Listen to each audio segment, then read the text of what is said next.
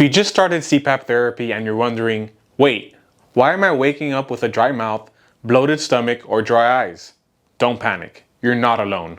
What if I told you that you are just a small tweak away from real relief? Today we're talking about the most common and totally fixable CPAP side effects, and more importantly, how to fix them so you can actually enjoy a good night's sleep. These are things real users are struggling with every night, and I'll walk you through practical solutions that can make a big difference in your therapy and your sleep. Dry or irritated eyes. This is almost always caused by a mask leak, and it's most common with full face masks because the airflow sits so close to your eyes. Even a tiny leak near the top of the mask can feel like a windstorm across your face. Here's how to fix it. Run a mask fit test every night on your CPAP machine before bed. Consider switching to a hybrid mask or nasal pillows like the ResMed AirFit P10, which sits lower and reduces the risk of air blowing towards your eyes. If your mask is more than 6 months old, the silicone may be worn out.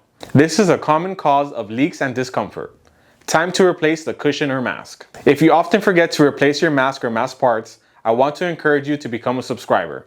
It's the best way to stay on top of replacement parts and save money in the process. Dry mouth. This one's a classic. Waking up to dry mouth is very common. The reason? Mouth breathing, especially if you're using a nasal mask and your mouth falls open during sleep. What helps? Use a chin strap to gently keep your mouth closed. Turn on the humidifier settings on your CPAP machine. Moist air is the key to keeping your throat and mouth comfortable. A really popular device is the C-Spring MK3. Everyone is loving this machine as it automatically refills your water chamber, preventing dryness. If you're waking up dry, even with those changes, check your pressure settings. Too much pressure can increase leaks. If your apnea events or AHI are well controlled, talk to your provider about slightly reducing your pressure or give our experts a call to assist you. Skin redness and irritation. Next up, let's talk about skin irritation. Pressure marks, redness, or soreness around your nose and cheeks. If you've woken up to any of those, you know what I'm talking about. How to treat it? Use a CPAP-friendly moisturizer before bed, or lanolin-based creams. We offer a line of skincare products ideal for CPAP users. Rotate between 2 different mask types.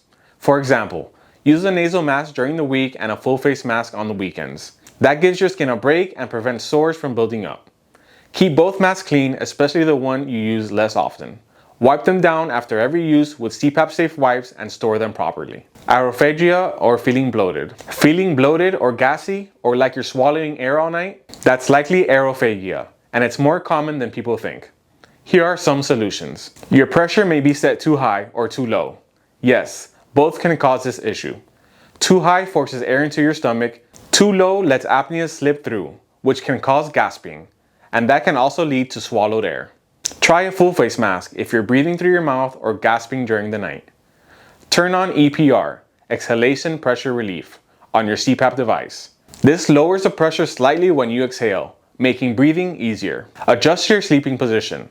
Elevating your head slightly with a CPAP pillow or adjusting your neck angle can help reduce how much air makes it into your stomach. I'll link a full article we have on this topic as well down below. Waking up from pressure fluctuations. If you're using an automatic CPAP and waking up randomly during the night, this issue might be pressure fluctuations. The machine adjusts automatically, and that can be enough to wake light sleepers. Here's how to fix it. Narrow the range. If your machine is set to adjust between a pressure of 8 and 6, but your ideal pressure is around 12, consider tightening the range to something like 10 to 14. If pressure changes are still waking you up, switch to a fixed pressure CPAP mode with your provider's guidance. And here's one no one really likes to talk about: CPAP clutter. The CPAP nightstand mess looks like tubing hanging off the edge, water spills from the humidifier, tangled cords, and mask parts laying around. It's frustrating, and it doesn't exactly make bedtime feel relaxing. Here's what helps. Use a CPAP nightstand with built-in hose holders, drawers for mask parts, and even water-resistant surfaces for your humidifier. You can also add a mat for extra protection, and it also helps with noise reduction. If you want a premium look, check out our selection of CPAP nightstands. It's nice when your sleep gear feels like part of your space and not clutter. And there you have it. Most of the issues you are running into are solvable. It's about adjusting your setup until it works for you.